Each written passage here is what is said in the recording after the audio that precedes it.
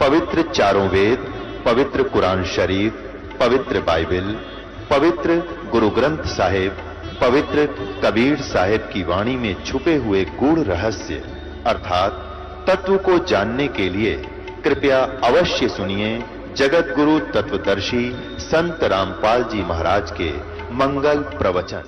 तो परमात्मा ये बताना चाहते हैं हमें कि तुम किसको पसंद करोगे? जिसमें जीवन दाता जल है, चाहे उस घड़े के ऊपर चित्रकारी बेसिक ना हो, सिंपल हो, पर शीतल जल हो और खूब सुंदर बढ़िया पानी भरा हो, तो के चाटे उस चित्रकारी वाले घड़े में जिसमें खड़ भर रखी हो। तो ये संस्कृत और शुद्ध हिंदी बोलने वाले इस जनता को अपने पीछे इसी आधार से लगाए हुए थे कि कबीर क्या जाने ज्ञान को, इसमें बोलना भी नहीं आता, इसकी भाषा उठपटांग है। तो आज तक हम वो खड़ खाते रहे उस शुद्ध चित्रकारी घड़े वाली उन शुद्ध बोलनिया की। अब हमने पता चला कि इसमें अमृत भरा पड़ा है, जो हमारा जीवन दाता जल भरा पड़ा है इसे सिंपल से घड़े में। और आज हम सब तृप्त हो रहे हैं। अब जो खड़ खा रहे वाज तक रो रहे हैं। तो पुण्यात्माओं, अब प्रथम नंबर तो ये परमात्मा का ये तो अनमोल ज्ञान है, इसमें तो ऑल इन वन का करें वो है। अब हम चारों वेदों पर आधारित हैं, हिंदू धर्म के विशेषकर हिंदू धर्म के अनुयायी, और श्रीमद् भगवत गीता पर आधारित हैं कि ये ऑथेंटिक शास्त्र है, और 18 पुराणों पर। अब दास ये बताएगा कि सदग्रंथ कौन कौन से और किस सत्र के हैं, उपनिषद क्या है, पुराण क्या है, वेद क्या और गीता क्या है। अब जैसे सृष्टि रचना के अंदर आपको बहुत बार सुनाया है, अब भी थोड़ा सा हिंट देंगे। जिस समय हम अपनी गलती के कारण इस काल के साथ आगे, और जब हम वहां से चले, परमात्मा ने एक संकेत किया था कि बच्चों तुम जा रहे हो, लेकिन मैं तुम्हें एक सार नाम बताता हूं, मूल मंत्र बताता हूं। इस मूल मंत्र को तुम याद रखना, फिर मैं तुम्हें शीघ्र वहां से छुड़वा लाऊंगा। यदि तुम दुखी हो तो इस मूल मंत्र को, मूल नाम को, मूल ज्ञान को और इस सार नाम को याद रखना। अब हमने कहा जी ठीक है। तब तो हमारा चाचा चढ़ रहा था ये आने का, बहुत जबरदस्त उमंग उठ रही थी।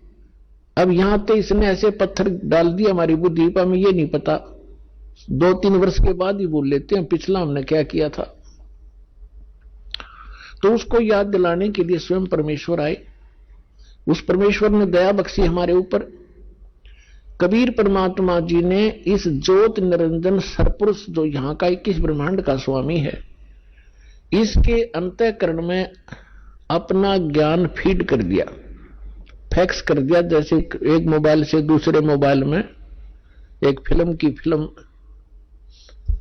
फैक्स हो जाती है, दूसरे डाउनलोड हो जाती है, ऐसे डाउनलोड कर दिया और उसमें समय भर दिया।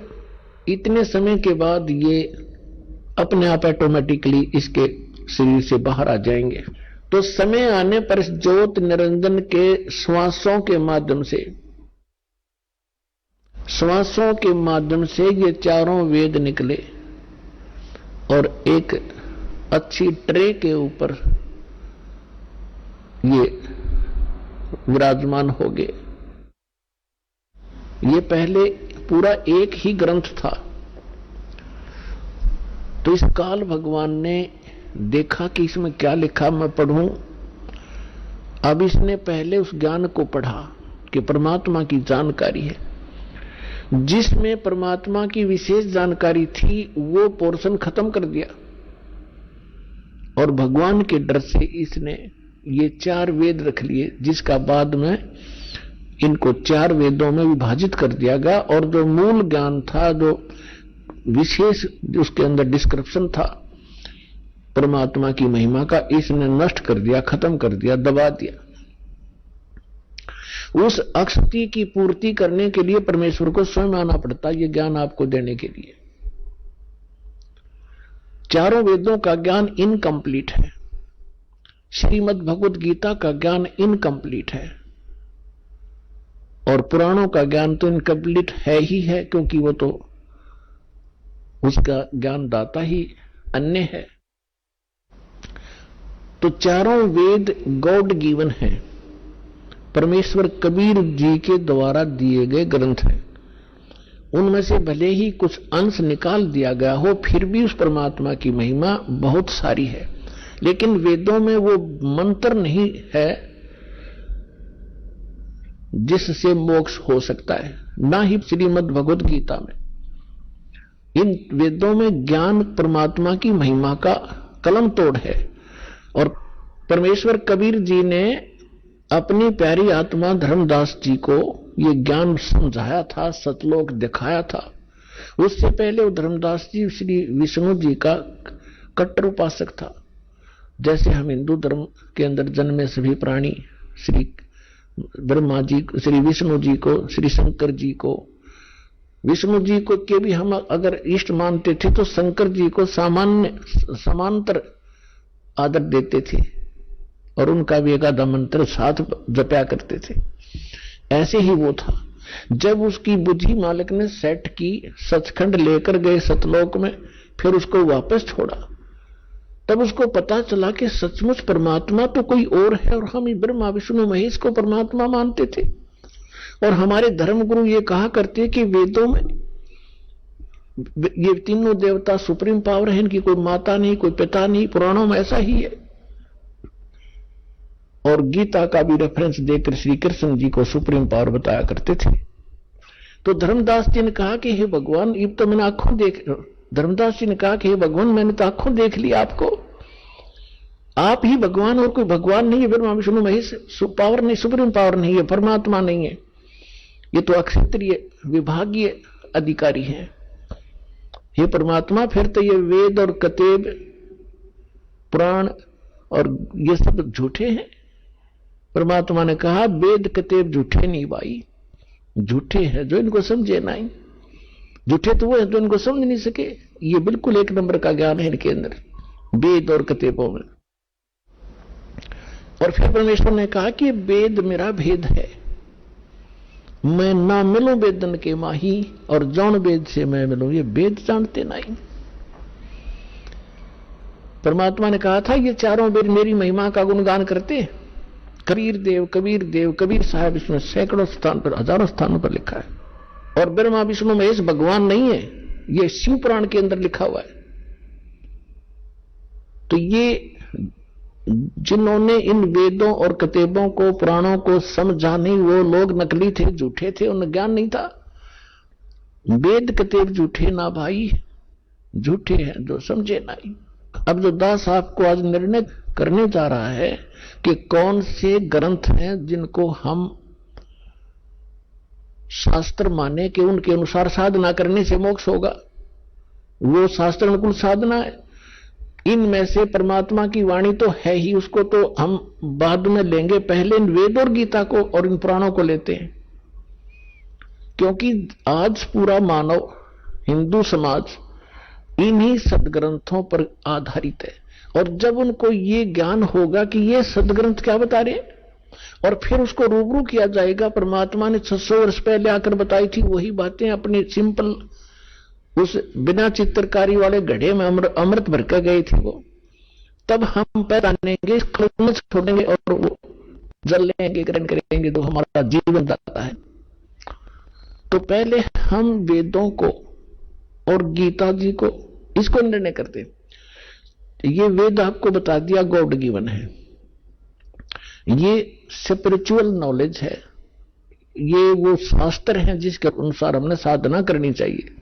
लेकिन ये इनकम्प्लीट है, इनमें कंप्लीट स्पिरिचुअल नॉलेज नहीं है। उदाहरण के लिए दास बताता है, अब चारों वेदों का ज्ञान ही श्रीमद् भगवत गीता है।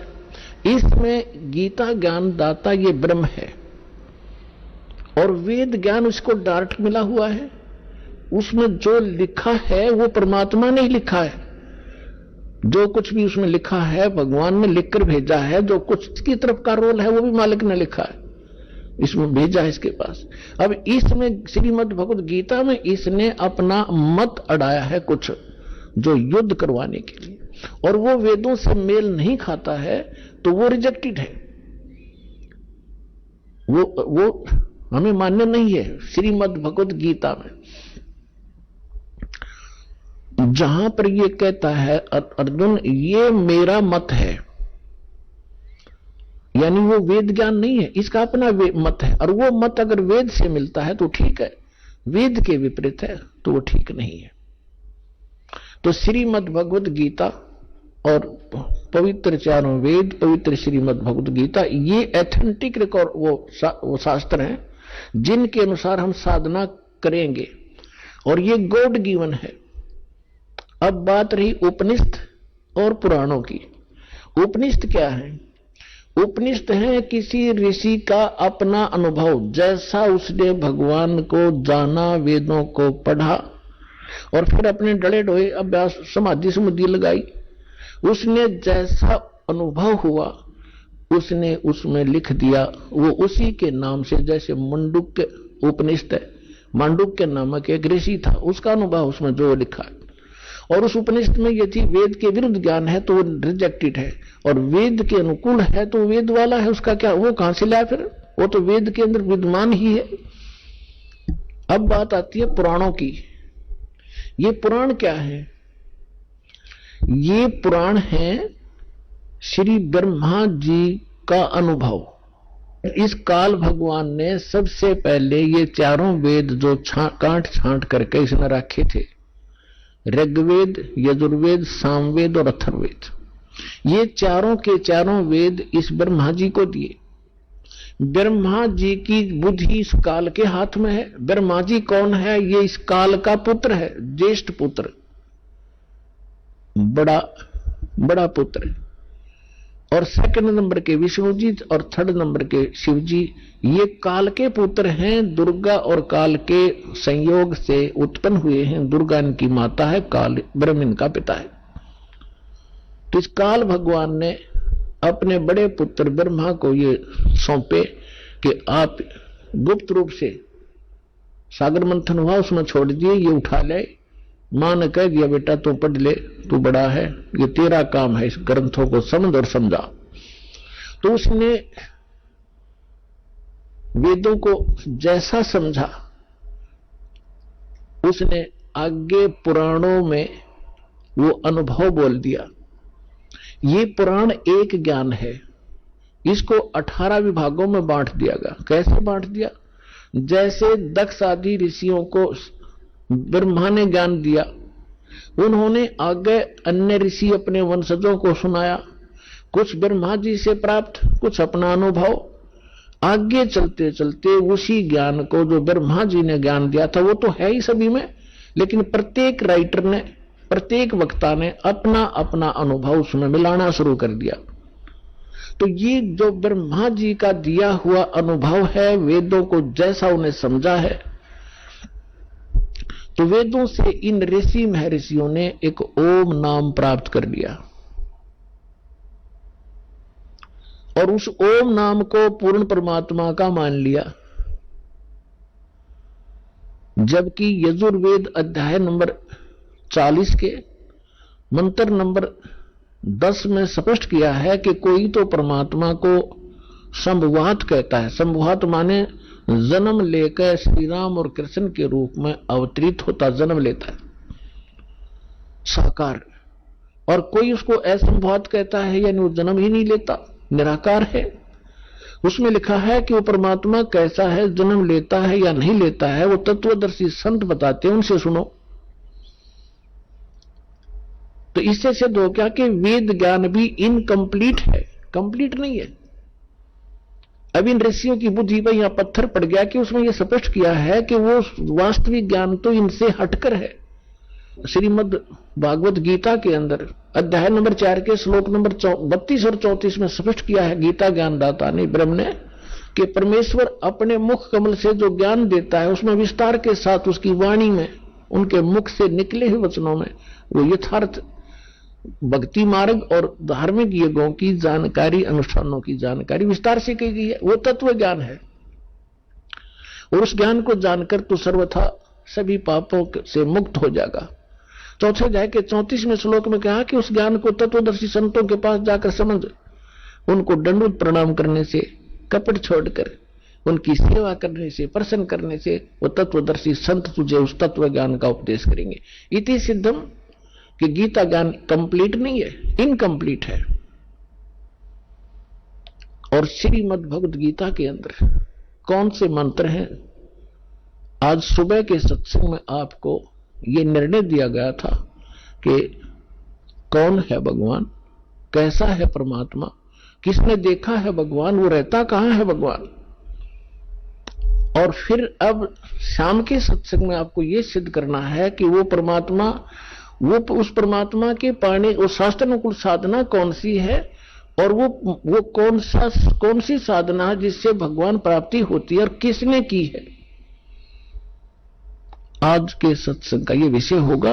और इन 2 सत्संगों में, सुबह और शाम वाले सत्संग को सुनने के बाद आपको कुछ भी जानना शेष नहीं रहेगा, क्योंकि आज बुद्धिमान समाज है, कोई बालक नहीं है। और दास ने भी 10, 11, 15, 12, 13, 14 वर्ष हो गए यही ज्ञान रहकर रटातों को, और सीडी भर के दे रखी, चिप बना रखी बालका ने, और डूंडा ठा रखा है। तो जो हमारे लिए पहाड़ थे ये सदग्रंथ गीता और वेद, आपके लिए पहली का कायदा बना दिया इस दास ने, परमात्मा कबीर जी की रजा से। क्योंकि टीचर का काम यही होता है, सिलेबस को इस सत्र से डिफाइन करे कि स्टूडेंट समझ सके, विद्यार्थी समझ सके।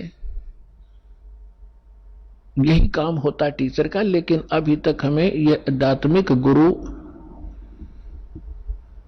नहीं मिले थे, ये नकली थे, सारे शास्त्र विरुद्ध ज्ञान दिया करते थे। तो अब दास जो बता रहा है कि पवित्र चारों वेद, पवित्र श्रीमद् भगवत गीता और पवित्र परमेश्वर की अमरवाणी, और उन महापुरुषों को जिनको भगवान मिले उनके अमृतवाणी, वो एफिडेविट हैं उस परमात्मा की जानकारी के, वो है शास्त्र। और उनमें और उसके अनुकूल जो साधना करेंगे वो शास्त्र अनुकूल साधना है। और जो पुराण है वो गॉड गिवन नहीं है, वो ब्रह्मा जी के गिवन है। और ब्रह्मा तो एक देवता है, इसको खुद नहीं पता। जब कहता है मैं ब्रह्मा, नारद जी पूछते हैं अपने पिता ब्रह्मा जी से कि आप सृष्टि रचना सुनाइए। ये कहता बेटा नारद, मैं कमल के फूल पर, अपने आप को कमल के फूल पर बैठा पाया। जब मैं सचेत हुआ, होश में आया, मुझे नहीं मालूम मेरा जनक कौन है, मैं कैसे इस अगाध जल के अंदर कमल के फूल पर बैठा हूं। जिस आदमी ने अपनी उत्पत्ति का नहीं पता, वो और खाक ज्ञान देगा औरों को, वो क्या बताएगा भविष्य की और भूत की। अब इन ऋषियों ने ब्रह्मा जी से ज्ञान ग्रहण किया। और वेद के अंदर यजुर्वेद अध्याय नंबर 40 के श्लोक नंबर मंत्र, अध्याय नंबर 40 के मंत्र नंबर 15 में इसमें लिखा है कि ओम कर्तु समर, किलबे समर, कर्तुम समर, वायु अनिलम अथिदम वसमांतम शरीरम। जब ये शरीर समाप्त हो तब तक, इस शरीर का अंत होगा तब तक, और उस परमात्मा की भक्ति करती रहनी चाहिए। कैसे करे? ओम कर्तु समर, किलबे समर और कर्तुम समर। ओम नाम का जाप काम करते करते सिमरण करो, और विशेष तप के साथ, कसक के साथ सिमरण करो, और मनुष्य जीवन का मूल कर्तव्य जान के ओम नाम का जाप करो। अब इन्होंने, ऋषियों ने इस मंत्र से ये ले लिया कि ये ओम नाम है उस परम पिता का। वेद कहते हैं वो भगवान, जैसे श्रीमद् भगवत गीता वेदों वाला ज्ञान है, और गीता ज्ञान दाता वही है जो ब्रह्म है, जिसने वेद ज्ञान दाता है। तो इसमें स्पष्ट किया है 18वें अध्याय के 62वें श्लोक में कि अर्जुन तू सर्वभाव से उस परमेश्वर की शरण में जा, उसकी कृपा से तो परम शांति को, सनातन परम धाम को प्राप्त होगा। तो इन हमारे ऋषि, मैं ऋषियों की बुद्धि पर पत्थर पड़ रहा था, आचार्यों शंकराचार्यों के, कि ये भगवान अपने से अन्य किसके बारे में कह रहा है। तो इनको ज्ञान तो था नहीं, गोलमोल कर देते हैं। भगवान अपने बारे में कह रहे हैं और किसके बारे में कह रहे हैं।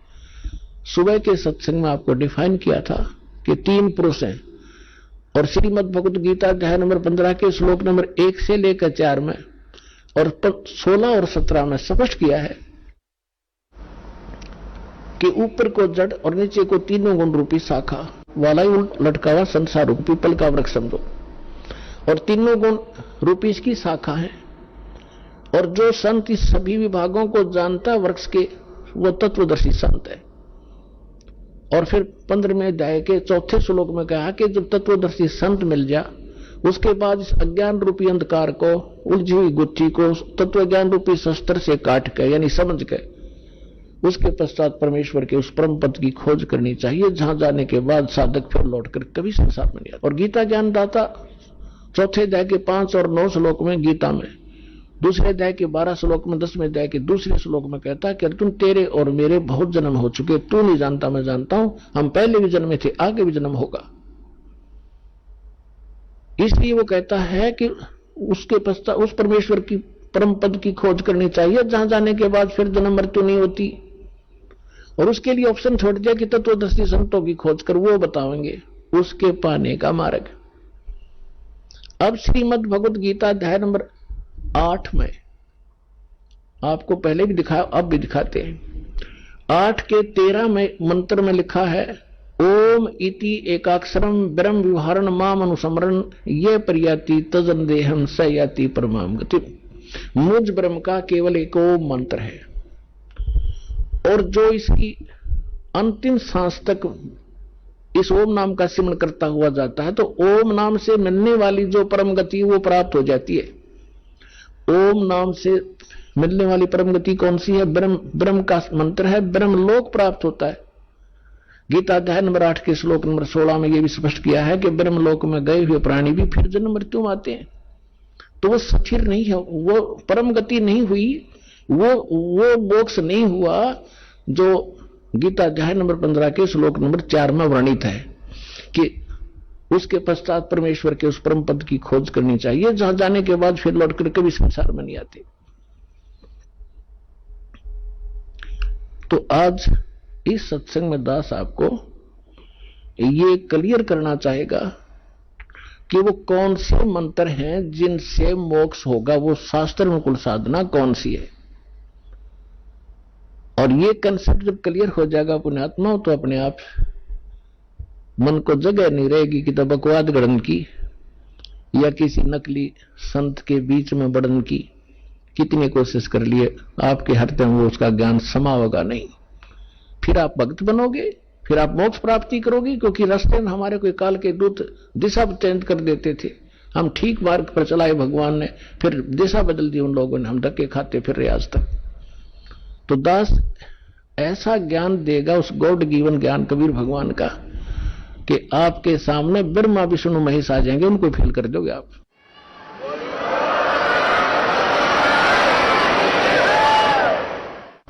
तो सबसे पहले आपको दिखाते हैं कि हमारे पवित्र सदग्रंथ जिनको हम शिरोधार्य मानते थे, वो कौन सा मंत्र बताते थे, और हमारे नकली धर्मगुरु हमें कौन से मंत्र रटवाते थे। देखिएगा, ये है श्रीमद् भगवत गीता, और गीता प्रेस गोरखपुर से प्रकाशित है। जयदयाल गोविंद का इसके अनुवादक हैं।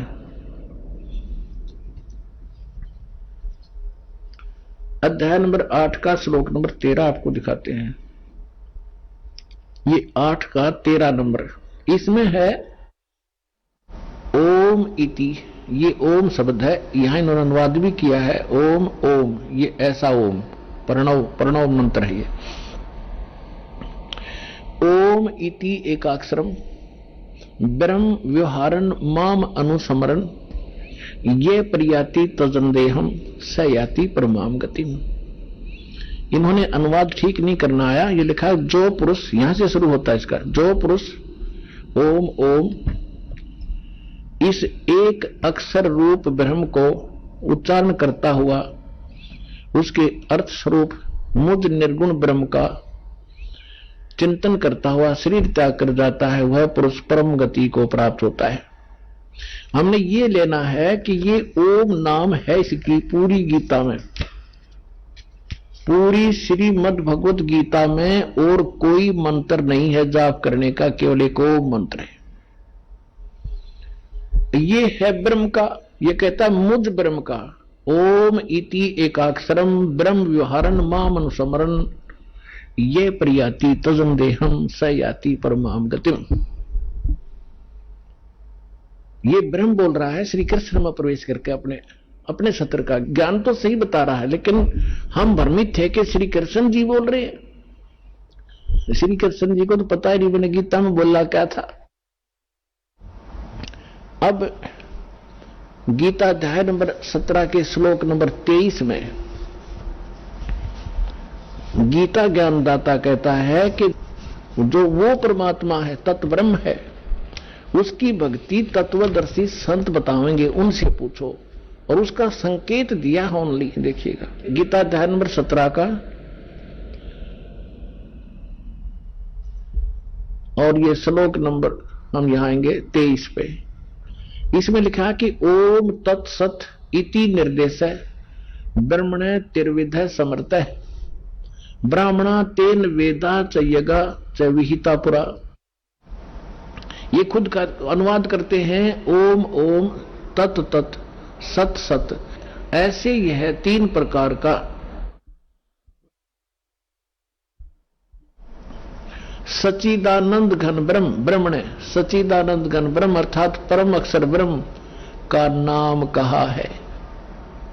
ये है परम अक्षर ब्रह्म का नाम, और वो है केवल वो ओम मंत्र, वो है केवल ब्रह्म का मंत्र। अब जो दास आपको सिद्ध करना चाहता है कि ये गीता ज्ञान दाता ब्रह्म है और ब्रह्म का मंत्र है ओम, और ये ब्रह्मा विष्णु महेश का पिता है। और ओम नाम आज तक ये ऋषि महर्षि और दुर्गा इस ओम तक के मंत्र को ही महत्व देते रहे। इनको वो ओम तत्सत मंत्र का ज्ञान नहीं था जिसे मोक्ष होना है। अब ये तो आपको दिखाया श्रीमद् भगवद गीता में। इससे आपको साथ साथ ये भी क्लियर होगा कि दास जो कह रहा है कि वही वेदों वाला ज्ञान श्रीमद् भगवद गीता में है, लेकिन इनमें इनकम्प्लीट नॉलेज है, कंप्लीट नहीं है, लेकिन गलत नहीं है। और जो पुराण है, उपनिषद है, वो ज्ञान यदि इन दोनों शास्त्रों से मेल नहीं खाता है तो वो नकली है, झूठा है, वो शास्त्र विरुद्ध ज्ञान है। जैसे राधे राधे श्याम मिला दे, हरे कृष्ण हरे राम, ओम नमः शिवाय, ओम भगवते वासुदेव नमः, हरे एम नमः, हरेम रम, इस तरह की जो ना ऊट पटांग से जो मंत्र इन्होंने जाप करने के लिए हमें दे रखे हैं, ये शास्त्र विरुद्ध है। ये मंत्र नहीं है मोक्ष के। ये मंत्र जो दास आपको बता रहा है, जैसे आपको प्रथम मंत्र दिया जाता है जिसमें सभी कमलों में बैठे ये प्रधान, क्योंकि हम इस शरीर में आकर फंस गए और ये ब्रह्मांड समझो, एक पिंड समझो, एक अंड समझो, ये एक ही है। और हम इसे जब निकलेंगे, जब हम यहाँ के प्रधानों से जो हम सुविधाएं प्राप्त कर रहे हैं और हम ऋणी हो गए हैं, कर्जवान हो गए हैं, लोन हमारे पर गढ़ा हो गया कर्ज, तो हम इनसे बरी हो जाएंगे, तब हम चलेंगे। तो वो मंत्र भी उस सूक्ष्म वेद के अंदर, तत्व ज्ञान के अंदर वो मंत्र कंप्लीट लिखा हुआ है जो दास आपको देता है। उसके बाद फिर मंत्र है वो सतनाम। ये सतनाम मंत्र भी परमात्मा की वाणी में उस सूक्ष्म वेद में लिखा है, और जिन महापुरुषों ने परमात्मा पाया उन्होंने यही नाम जाप करा, लेकिन सार नाम की छींट भगवान ने लागण नहीं दी। और सार नाम दास भी आपको सार्वजनिक टीवी पर नहीं करेगा, और सतनाम तक आपको संकेत जरूर दूंगा ताकि आपको दृढ़ता आवे कि सचमुच ये है वो सतनाम जो आज तक ढोल पीटा करते, सतनाम सतनाम कराया करते, और इनको सतनाम का कख भी नहीं पता था। सतनाम है क्या चीज, जो ठेका ले रहे थे सतनाम का, खास कर ये राधा स्वामी पंथ वाले, इनको खुद नहीं मालूम सतनाम सतलोक है, सचखंड है, के सांग है। तो पुण्यात्मा धीरे धीरे आपको पूरा कोर्स कराया जाएगा। नए बच्चे आते हैं, ये सामूहिक शिक्षा स्थल है, इसमें प्रथम कक्षा के बालक भी आते हैं, इसमें दूसरी कक्षा के भी हैं, इसमें 10वीं वाले भी हैं, इसमें PhD वाले भी हैं और MA B.Ed वाले, BSc वाले भी हैं। तो उन सबके सत्र का थोड़ा थोड़ा ज्ञान इसमें सामूहिक बताया जाता है। तो जिसके जो सत्र का होगा उसको उतना ही ग्रहण हो जाएगा। अब आपको दिखाते हैं यजुर्वेद अध्याय नंबर 40 के मंत्र नंबर 15 को।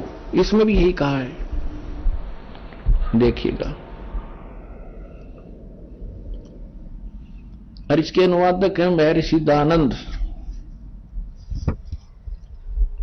प्रकाशक हैं सार्वदेशिक कार्य प्रतिनिधि सभा 2/5 महर्षिदान भवन, रामलीला मैदान, नई दिल्ली से। और ये यहां से छपा है, Prince offset printers, 1510 Pataudi house, Daryaganj, नई दिल्ली से। अब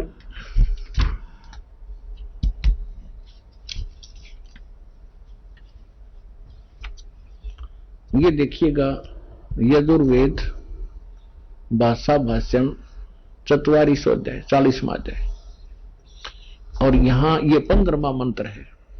इसमें क्या लिखा है कि वायु अनिलम अमृतम अथिदम भस्मांतम शरीरम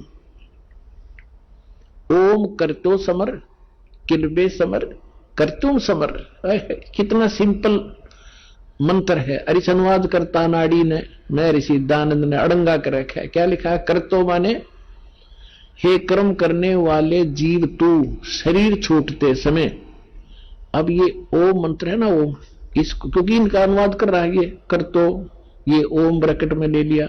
अब इसने आगे ये नहीं लिखा कि ओम नाम को स्मरण कर, क्योंकि ये खुद अज्ञानी था, अनुवाद भी अड़ंगा कर दिया। यहां लिखना था ओम ओम, जैसे श्रीमद् भगवत गीता के अनुवादकर्ताओं ने ओम को प्रणव लिखा है, ऐसे लिखना था।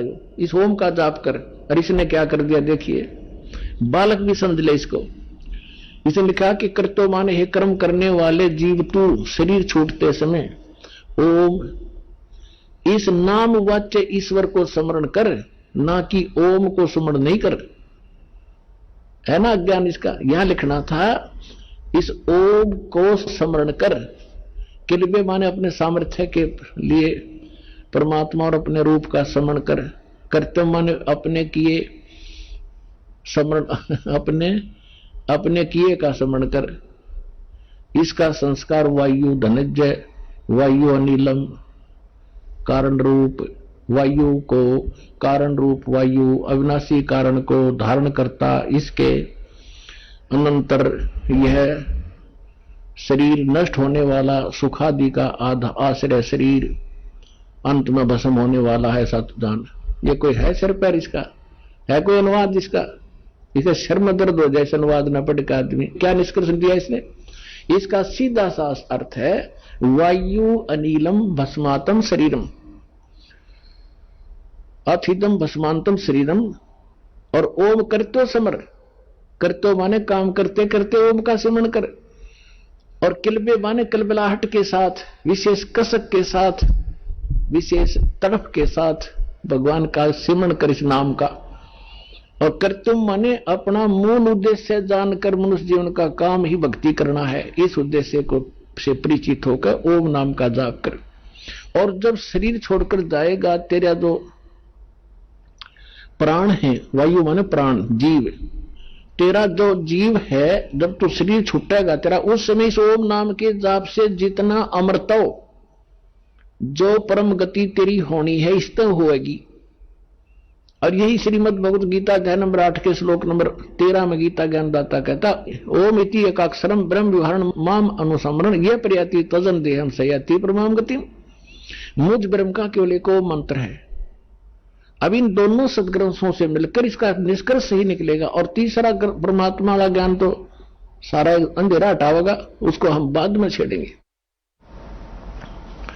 तो पहले आप जिन सदग्रंथों पर आधारित हैं इन्हीं में प्रमाणित किया जाए, ताकि आपकी बुद्धि आगे कैच करने योग्य हो। कि आगे भी जो बोलेगा दास सारी सच्ची होंगी। अब इन दोनों सदग्रंथों से, पवित्र वेद और पवित्र गीता से ये सिद्ध हो गया कि दोनों एक ही जैसा ज्ञान रखते हैं। अब इसमें थोड़ा सा 40वें अध्याय का 10वां मंत्र और दिखाता हूं आपको। ये देखिएगा, ये 40वें अध्याय का और ये मंत्र है 10वां। इसमें क्या लिखा है? हे मनुष्य, जैसे धीराणाम मेधावी योगी विद्वानों से, धीराणाम माने तत्वदर्शी संतों से जो वचन सुनते हैं, ये वेद ज्ञानदाता कह रहा है, जैसे गीता में कह रहा हुआ जो का तुम। और वे जो लोग हमारे लिए विचक्षरे माने विस्तार पूर्व कहते हैं, जो वे लोग संभवात माने संयोग जन्य कार्यों से, असंभवात माने उत्पन्न नहीं होने वाले कारण से, ये तो अटपट कर रहा था, इतना तो भांग का टूटा मार के और बैठ जाता, जो एंड बेंड लिखनवाद कर दिया, मैं ऋषि मान्य रहे थे इसने। अब इसमें संभवात माने उत्पन्न होना, ये स्पष्ट है इन्हीं के शब्दों में।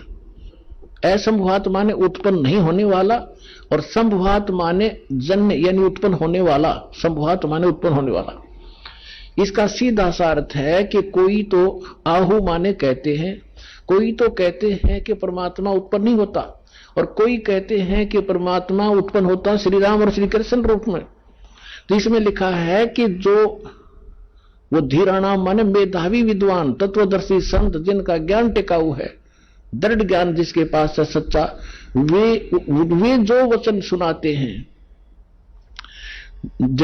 हे मनुष्यों, जैसे हम लोग इन तत्वदर्शी संतों विद्वानों से जो वचन सुनते हैं और वो बताते हैं, वो लोग हमारे साथ विस्तार के साथ हमें बताते हैं, तो उनको सुनो, उनको तुम भी सुनो। यो गीता ज्ञानदाता कहता, जो वो बताना चाहते हैं उनको तुम भी सुनो। ऐसे से है कि वेद में कंप्लीट ज्ञान नहीं है, जैसे गीता का ज्ञान है वैसा ही है। गीता अध्याय नंबर 4 के श्लोक नंबर 34 में कहा कि उस तत्व ज्ञान को जो सच्चिदानंद गण अपने मुख से बोलते हैं, वो तत्व ज्ञान है, उसको तत्वदर्शी संतों के पास जाकर समझ देखिएगा। अब श्रीमद् भगवद गीता उठा ली हमने, अध्याय नंबर 4 का और श्लोक नंबर 32 आपको दिखाते हैं।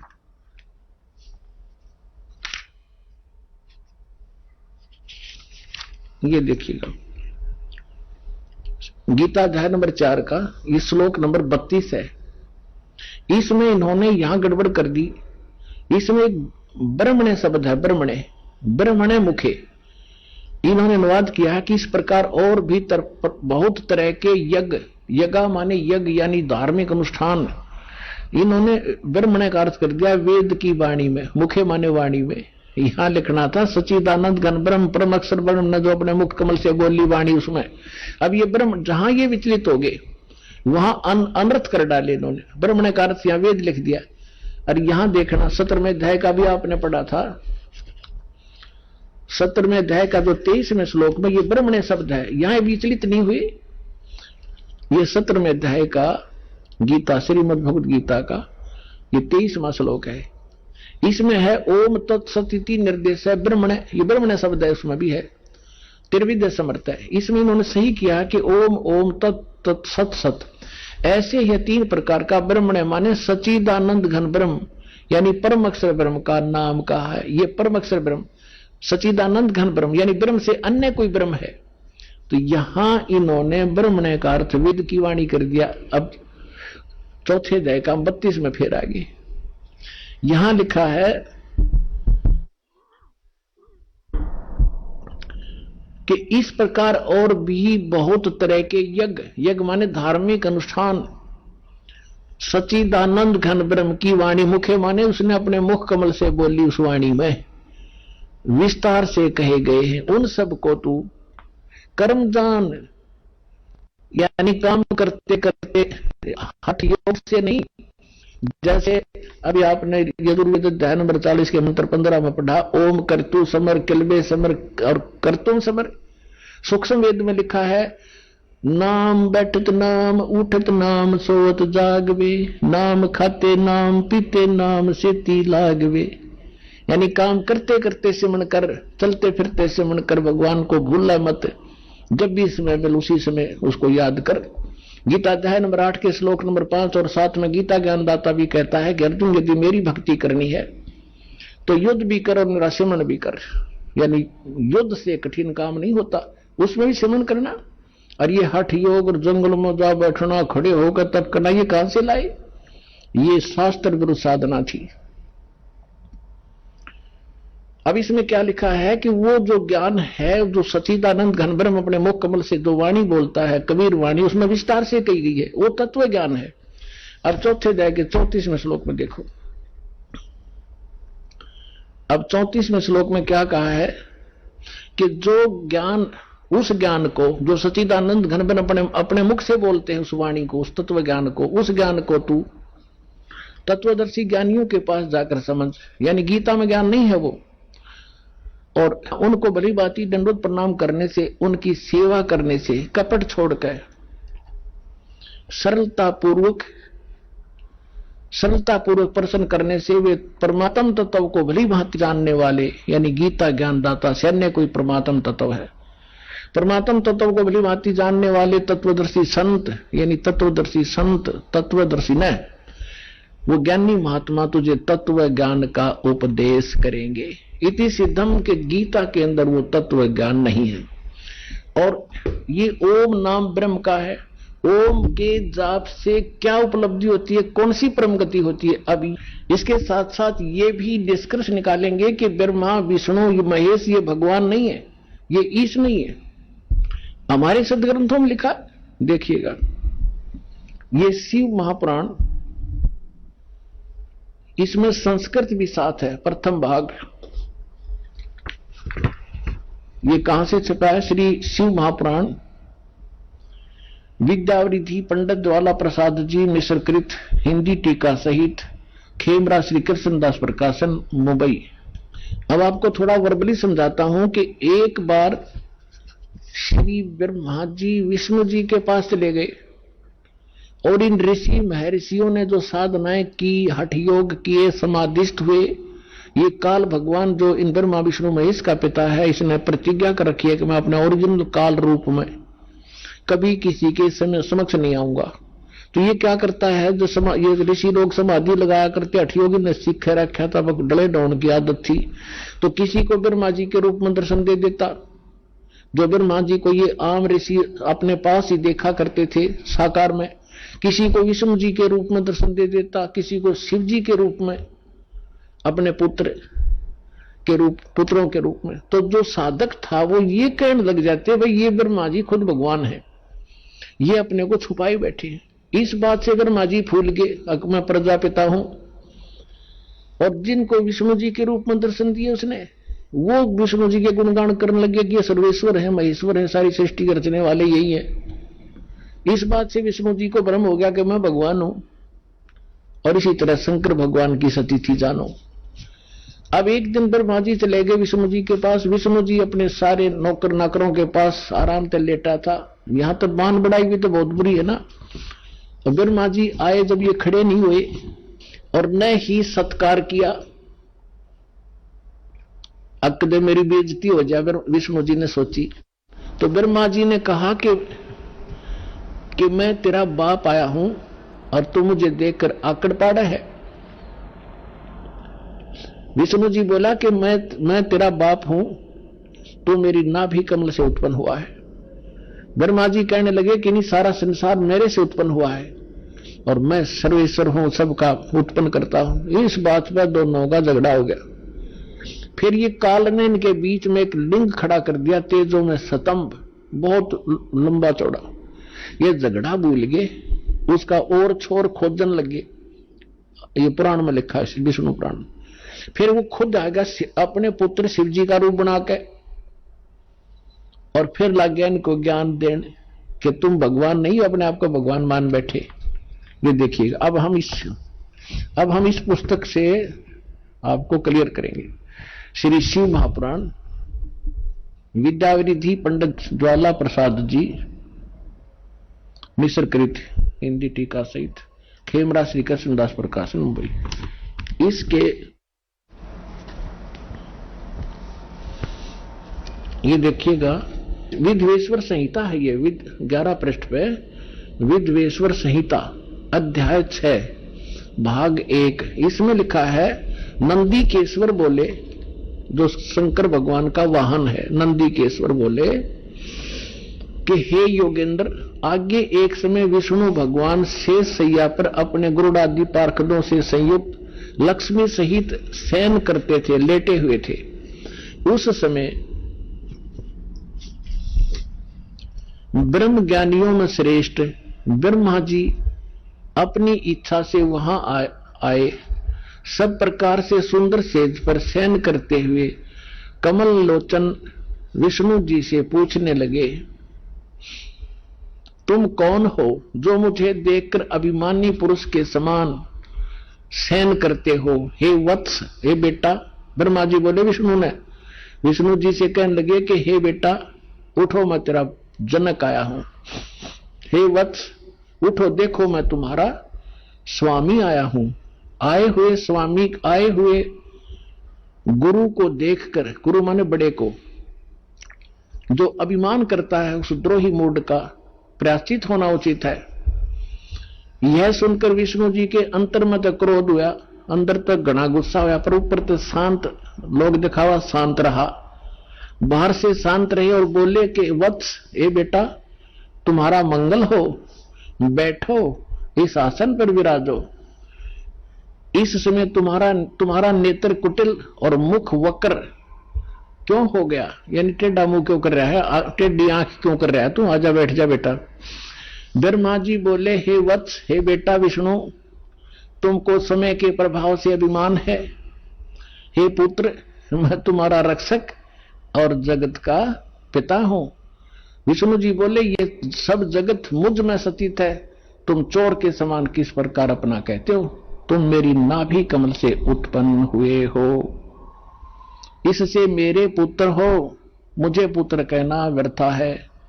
तो देखो पुण्यात्माओं, ये हमारे आचार्य शंकराचार्य, ये भी तो हमारे धर्मगुरु, इनकी पूजा करवाया करते। बालका तो भी कमजोर बुद्धि के व्यक्ति है। एक 4ठी कक्षा के बच्चे लड़ा कर आपस में, और फिर टीचर उनसे पूछता है क्यों झगड़ रहे थे, इधर आओ। उनमें से कहता जी ये न्यू बोला मैं तेरा बाप है। वो दूसरा कहता ना जी पहले यूं बोला अब मैं तेरा बाप है। इसलिए लड़े थे, हम एक दूसरे को नो पकड़ रहे थे। ये हमारे भगवान लड़े आपस में, वो कह मैं तेरा बाप, वो नो कह मैं तेरा बाप, तू मेरा बेटा, और फिर इनके बाप ना आके इनका छुटकारा करवाया। अब ये तो प्रसंग आगे ज्यादा ना बताकर, क्योंकि विषय थोड़ा सा दूसरा है। अब ये क्या हुआ कि फिर वो काल आ गया इनका पिता इनके बीच में, और उसने आकर फिर इनको समझाया कि तुम भगवान नहीं हो। देखिएगा और दिखाता हूं थोड़ा, एक झलक और रहेगी थोड़ी सी। अब हम ये 11 पृष्ठ पढ़ रहे हैं विद्वेश्वर संहिता का। यहां आ गया नंदीकेश्वर बोले, यहां तक हमने पढ़ लिया कि इससे मेरे पुत्र हुए, मुझे पुत्र कहना व्यर्था। नंदीकेश्वर बोले, इस प्रकार ब्रह्मा विष्णु दोनों ही रजोगुण से मुग्ध होकर विवाद करने लगे, लड़न लगे। मैं श्रेष्ठ हूं, मैं स्वामी हूं, ऐसा कहकर एक दूसरे को मारने की इच्छा से युद्ध करने में उत्सुक हुए।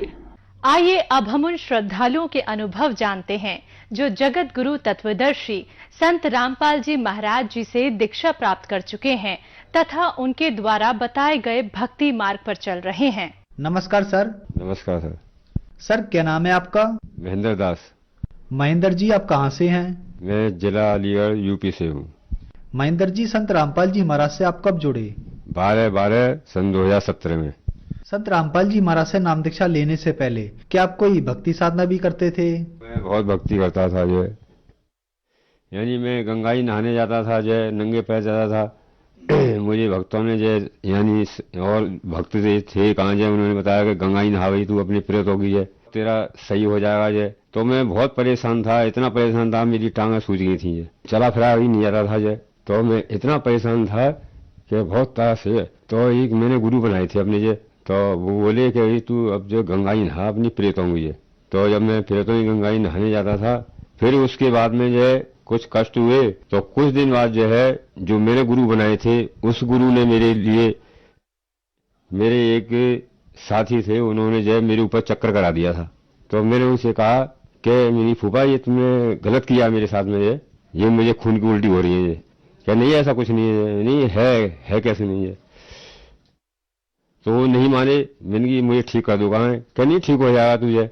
नहीं ठीक हुआ, मैंने डॉक्टरों को दिखाया बहुत जो है। तो एक मुझे भक्त अलग से मिला जो है, तो वो मेरा जानकारी का था, तो मैंने उससे ये इलाज कराया। तो उसने कहा कि भाई तेरे ऊपर तो ये घात भेजी हुई है और तू तो मर जाएगा, भाई कहाँ है, भेड़ देनी पड़ेगी। तो मैंने कहा यार भेड़ तो नहीं दूंगा भाई, गोला फोला ले सकता है, कुछ और ले लीजिए। तो बोला कि भाई नहीं भेड़ तो देनी पड़ेगी, जब सही होगा तू। तो मैंने कहा भाई हत्या तो नहीं करनी कहाँ है, अगर मैं ले करके उसे छोड़ सकता हूँ मुझे। तो बोला ठीक है। तो हम यानी वहां गए हम जो है, तो उस देवी के जाकर के जो है वहां हमने बकरा छोड़ दिया। फिर उसके बाद में उसने भी कहा कि गंगा जी नहाओ तुम अपनी प्रेतों की जो है, तब सही हो गई। मैं गंगा जी नहाता रहा तो भी परेशान रहा, मैं परेशानी में जूझता रहा जो। फिर मैं जूझता रहा, परेशान रहा, और जो घर से भी बर्बादी के लक्षण बन गए। तो फिर मैं जो है फिर देवी देवता की पूजा करता है। तो देवी देवता कहते तू अपना गुरु बना ले, जो मेरे पहले गुरु थे वो खत्म हो गए थे। तो उसके बाद में वो कहा उन्होंने कोई गुरु बनाए। मैं रात को सोता था और उन मंत्रों को याद करके नहीं, तो वो कह रहे गुरु बना ले तुझे। कि भाई अब मैं ये सोचा मैं गुरु किसको बनाऊं, मुझे कोई गुरु नहीं दिखता था वहां जाए।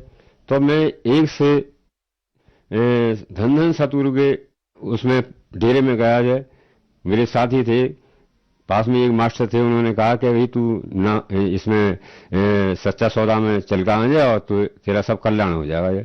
तो मैं गया वहां पर उनके कहने से जब मैं गया तो कहा उन्होंने, मैंने वहां का माहौल देखा, वहां तो ऐसे जैसे ही कहा मैं पैठ लगती इस तरह से वहां का माहौल देखा मैंने और नामदान तो ले लिया मैंने वहां से मगर मेरा मन नहीं करा चाहा वहां से।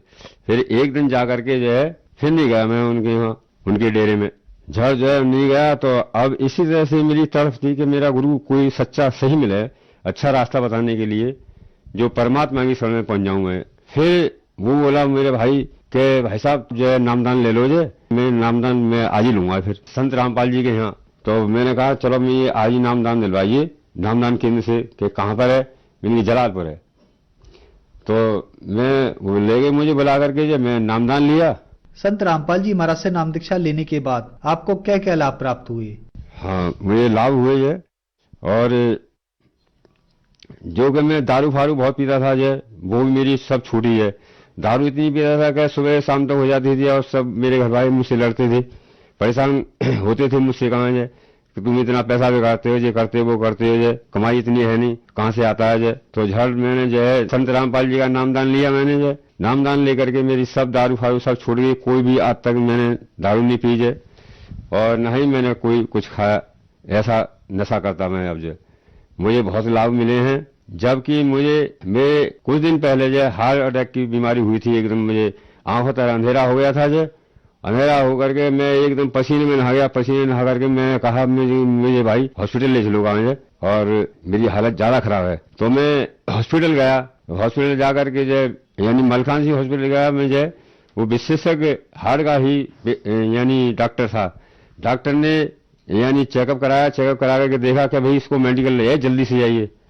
तो एक रास्ते में नर्सिंग होम पड़ा जो कि बासड़े डॉक्टर बासड़े है, तो वहां दिखाया तो उसने देख करके कह दिया कि मेडिकल ले जाइए, इनको फौरन तुरंत ले जाइए। तो मेडिकल ले गए, मेडिकल में मेरा यानी ट्रीटमेंट शुरू हुआ, शुरू होकर के यानी चेकअप हुआ, चेकअप हुआ के डॉक्टरों ने कहा भाई इनकी धड़कन तो बहुत तेज है और क्या होगा, क्या आप इलाज करिए, जो कुछ होगा सब संत रामपाल जी महाराज करेंगे तो मेरे एक इंजेक्शन लगाया उन्होंने इंजेक्शन लगा करके थोड़ा मेरे दर्द बंद हुआ, धड़कन कम हुई तो वहां से मुझे फिर रेफर कर दिया बाढ़ में जब बाढ़ में रेफर कर दिया तो डॉक्टरों ने कहा कुछ दिन 2 दिन बाद कि तुम आना, 2 दिन बाद आज तुम्हारी छुट्टी होती है, छुट्टी करते हैं।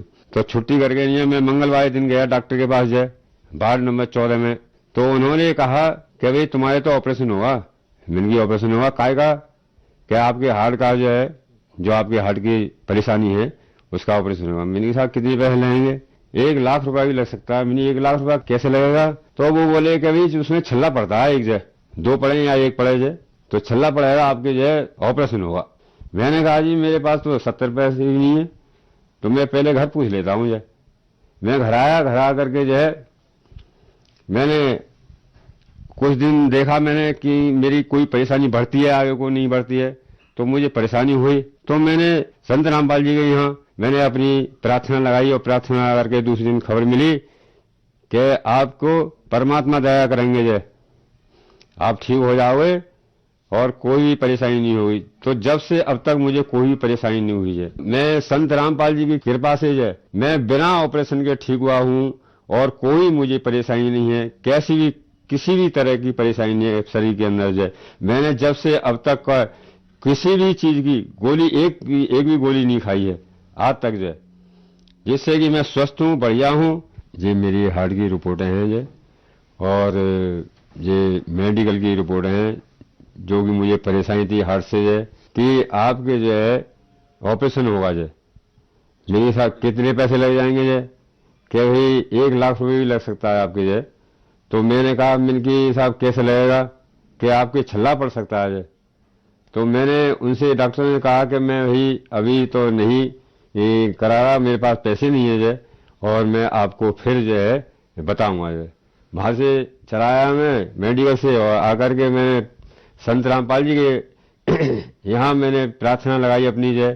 तो उन्होंने कहा कि ठीक है भाई परमात्मा दया करेंगे, संत रामपाल जी महाराज दया करेंगे जय, और आप ठीक हो जाओगे जय, कोई ऐसी बात नहीं है, सही हो जाओगे जय।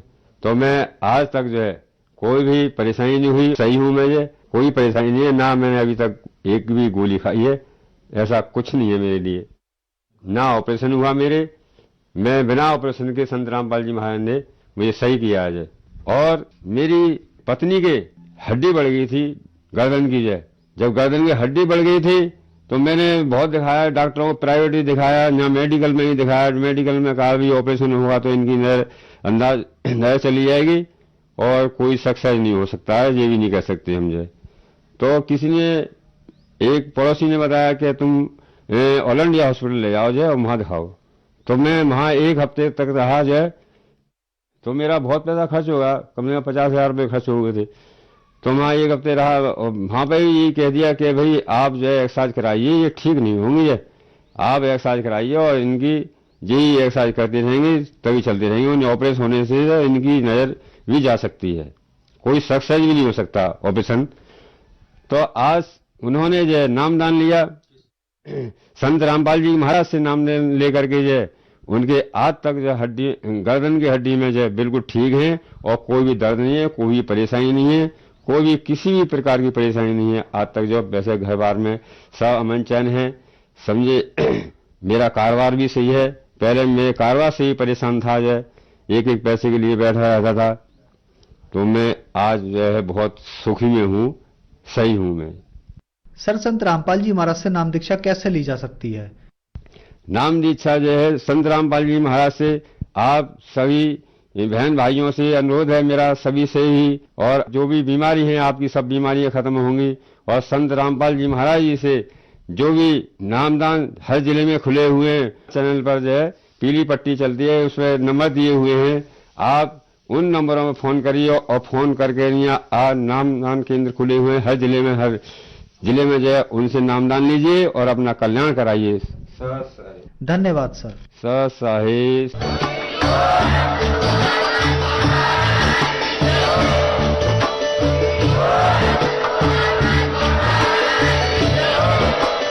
आप सुन रहे थे जगत गुरु तत्वदर्शी संत रामपाल जी महाराज जी के मंगल प्रवचन। अधिक जानकारी के लिए विजिट कीजिए हमारी वेबसाइट www.jagatgururampalji.org। संत रामपाल जी महाराज जी के शुभ आशीर्वाद से पूरे विश्व भर में 500 से भी ज्यादा नाम दीक्षा केंद्र हैं, जिन पर संत रामपाल जी महाराज जी द्वारा ऑनलाइन निःशुल्क नाम दीक्षा दी जा रही है। अपने नजदीकी नाम दीक्षा केंद्र का पता करने के लिए संपर्क करें 8222880541।